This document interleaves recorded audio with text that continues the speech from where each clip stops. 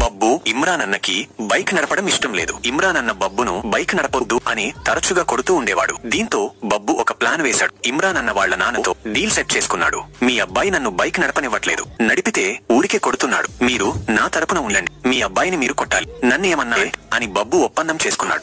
ఒక రోజు బబ్బు బైక్ నడు వీడియో తీసి ఇమ్రాన్ అన్నకి పంపించాడు. ఇమ్రాన్ అన్న వెంటనే తన బండి తీసుకుని బబ్బు ఉన్న చోటికి హుటాహుటిన చేరుకున్నాడు. అప్పటికే అక్కడ కట్టప్ప, అనిల్, బబ్బు మరియు ఇమ్రాన్ వాళ్ల నాన్న ఉన్నారు. ఇమ్రాన్ అన్న కోపంగా బబ్బుని కొడుతూ తిడుతూ, నీకు ఒకసారి చెప్తే అర్థం కాదా, బండి నడపొద్దు అని చెప్తే ఎందుకు నడుపుతున్నావు అని సీరియస్ అయ్యాడు.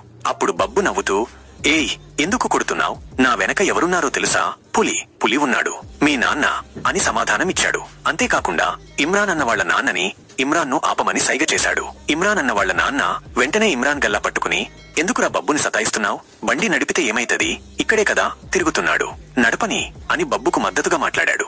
అప్పుడు బబ్బు, చూసావా ఇమ్రాన్ అన్న, నేను డబ్బులు ఇచ్చి మీ నాన్నని సెట్ చేశా అన్నాడు. వెంటనే ఇమ్రాన్ అన్న, నేను కూడా ఇస్తా అని 2000 రూపాయలు తీసిచ్చాడు. ఇమ్రాన్ అన్న వాళ్ల నాన్న వెంటనే బబ్బు గల్లా పట్టుకుని, అరే అన్న చెప్పినట్టు విను అని బబ్బు మీదకి రివర్స్ అయ్యాడు. అయితే బబ్బు, 2000 కాదు 2500 ఇస్తా అని 2500 రూపాయలు తీసి మళ్లీ ఇమ్రాన్ అన్న వాళ్ల నాన్నకిచ్చాడు.